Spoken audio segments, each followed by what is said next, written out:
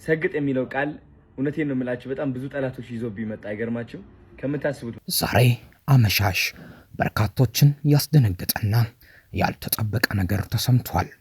ከ3 ሚሊዮን በላይ ተከታይ ያለው ቲክቶከር አዶናይና ከ2 ሚሊዮን በላይ ተከታዮች ያሏት ሌላኛዋ ተወዳጅ ቲክቶከር ጃኒ ዛሬ ማምሻውን በፖሊስ ቁጥጥር ስር መዋላቸው ነው የተሰማው።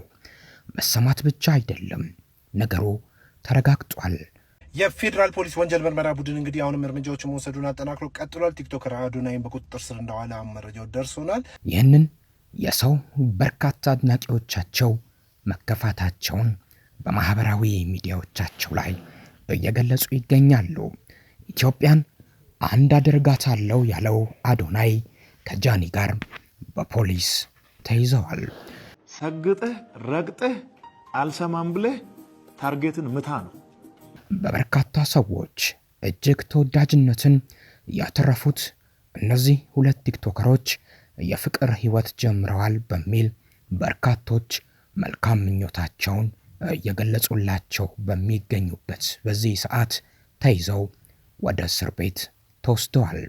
አንዳንድ መረጃዎች የፊታችን ቅዳሜ ወደ ዱባይ ሊያቀኑ ትኬት ቆርጠው ነበር በማለት ይጠቁማሉ። የፌደራል ፖሊስ ሁለቱን ቲክቶከሮች ስለመያዙ በይፋ ያለው ነገር ባይኖርም ለመንግስት ቅርበት ያላቸው ሰዎች ጉዳዩ እውነት እንደሆነ አረጋግጠዋል።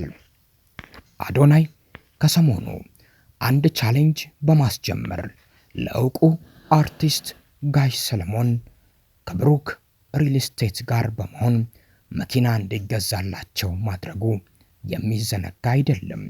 መኪናው ተገዝቶ የአርቲስት ሰለሞንን ለሳቸው ለመስጠት አዶናይ ፕሮግራምና ድግስ ኢቨንት እያዘጋጀ እንደሆነ ብሩክ ሪል ስቴት ይፋ አድርጎ ነበር። ከሰሞኑ በቲክቶክ ክሬቲቭ አዋርድ ከባህል ያፈነገጠ አለባበስ ለብሰዋል በሚል በርካታ ቲክቶከሮችን በቁጥጥር ስር ያለው ፌደራል ፖሊስ አዶናይን ከምን ጋር ተያይዞ እንዳሰረው ጃኒንም ከምን ተያይዞ እንደያዛት የተባለ ነገር የለም።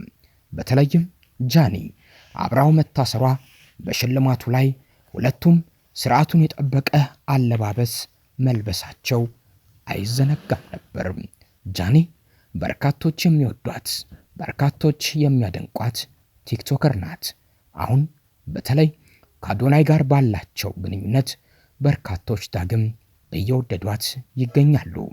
በትናንትናው ዕለት ከእዩ ጩፋ ጋር ቆይታ የነበረው አዶናይ ስግጥ ማለቴን አላቆምም በማለት ሲናገር ተሰምቷል። ነብዩ እዩ ጩፋ ቲክቶከሩ አዶናይን ሰግጠህ ረግጠህ አልሰማም ብለህ ግብህን ምታ፣ የመረዳት አቅሙ ትንሽ የሆነ ሰው መሰገጥ የሚለውን ቃል ወስዶ ሱሪ አውልቆ ሊሄድ ይችላል። ከመቶ ጤነኛ አንድ እብድ አይጠፋም። አዶናይ ሀገር እያጠፋ ነው፣ መንግስት ጣልቃ ይግባ፣ ትምህርት ሚኒስቴር ጣልቃ ይግባ ማለት በጣም የወረደ ከመሬት በታች የሆነ አስተሳሰብ ነው። የአዶናይ ትምህርት ሀገር የሚጎዳ ከሆነ መንግስት ራሱ ያያል። አይን ያለው መንግስት ነው። ማንኪያ ከእጁ ሲወድቅ መንግስት የሚል አለ። መንግስት የራሱ ህግ አለው። የሀገርን ደህንነት እስካልነካ ድረስ እስከፈለገው ድረስ ማራመድ ይችላል። መንግስት ስለተባለ ሐሳብህን መቀየር የለብህም ሲል መክሮታል። ወጣቱ ቲክቶከር አዶናይ የነብይ እዩ ጩፋን ምክር ተቀብሎ ወደ ስራ መግባቱን ገልጾ ነበር። አዶናይ ስግጥ የሚለውን ቃል ወደ ስግጥግጥ በመቀየር ቃሉንም አሻሽሎ ድጋሚ መጠቀም መጀመሩን አስታውቋል። ከዚያ በኋላ ታዲያ ዛሬ አመሻሹን በፖሊስ ቁጥጥር ስር ውሏል። አንዳንድ ምንጮች አዶናይ የፊታችን ቅዳሜ ወደ ዱባይ ሊያቀና ትኬት ቆርጦ እንደነበር ይናገራሉ። አሁን ላይ ብዙ ጊዜያቸውን አብረው እያሳለፉ የሚገኙት አንዳንዶች የፍቅር ግንኙነት ጀምረዋል በሚል የሚጠረጥሯቸው ነገር ግን ብዙዎች የሚወዷቸው አዶናይና ጃኒ ሁለቱም ናቸው በፖሊስ የተያዙት። ትናንት ሌላኛው ቲክቶከር ጆሲ መያዙ አይዘነጋም። ሌላው በቅርቡ አዶናይ በኢትዮጵያ አየር ኃይል ጠቅላይ መምሪያ በመገኘት የሰጠው ነው የተባለው ስልጠናና ጉብኝት ምክንያት ሊሆን እንደሚችል የተያዘው ይገመታል። በወታደራዊ ተቋምና በማህበራዊ ሚዲያው ዘንድ ከፍተኛ መነጋገሪያ ሆኖ በሰነበተ በዚህ ወቅት ከጉዳዩ ጋር በተያያዘ አንድ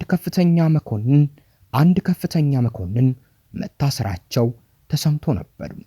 በተካሄደው የኢትዮጵያ የዓመቱ ምርጥ ቲክቶክ አዋርድ ላይ ትልቁን ሽልማት ገንዘብና መኪናን ያሸነፈው ወጣቱ ቲክቶከር አዶናይ አስደማሚ የልግስና ተግባሩን ማከናወኑ አይዘነጋም። ቲክቶከሩ አዶናይ ካሸነፈው ሽልማት ላይ በመውሰድ በየቀኑ ለተለያዩ ተሰጥኦ ላላቸው ወጣቶች 100 ሺህ ብር ለግሷል። ቲክቶከር አዶናይ ተበላሽቶ የነበረውን የሀገራችንን ሶሻል ሚዲያን በበጎ መልኩ የቀየረ የራሱን ሐሳብ ይዞ መጥቶ መነጋገሪያ መሆን የቻለ ወጣት ነው። የተቃወምነው ወጣት አዶናይን ሳይሆን መሪ ቃል አድርጎ የያዘውን ስግጥ ፍምስ የሚለውን ቃል ብቻ ነው። አዶናይ ራሱም ለተናገረው አማርኛ ሁለተኛ ቋንቋው ነው። ስለዚህ የቃላቱ ፍቺ ምንም አይነት አውዳዊ ትርጉም እንዳለው አልተገነዘበም። እየተቃወምነው ያለው የቃላት አጠቃቀሙን ብቻ ነው። አዶናይ የማንንም ብሔር ሆነ የማንንም ሃይማኖት የማይነካ በራሱ ፕላትፎርም የሚያምንበትን ብቻ ያስተላለፈ ብዙዎችን ለመርዳት እየተንቀሳቀሰ ያለ ሊደገፍ የሚገባ ወጣት ነው። የኛ አስተያየት እየሰራ ባለው መልካም ስራ እንቅፋት ለመሆን ሳይሆን የያዘውን መሪ ቃል እንዲቀይር ብቻ ነው በሚል ብዙዎች አስተያየት ሰጥተውት ነበር። እሱም ቀይሮ ነበር። ትናንት ግን እዩ ጩፋ ጋር ከሄደ በኋላ በድጋሚ እንዳልቀየረ አስታውቆ ነበር። ዛሬ አመሻሹን ታዲያ ከጃኒ ጋር በፖሊስ ቁጥጥር ስር ውለዋል።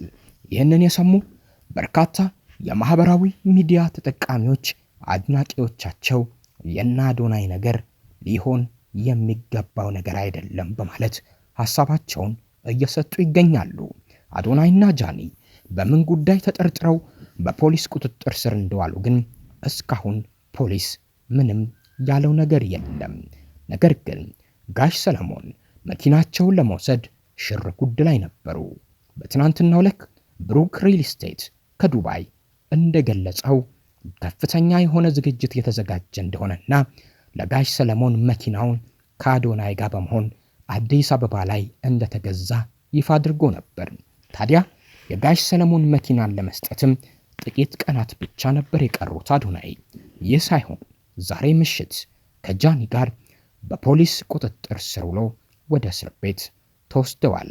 ይህም በርካቶችን እጅግ እያነጋገረ ነው።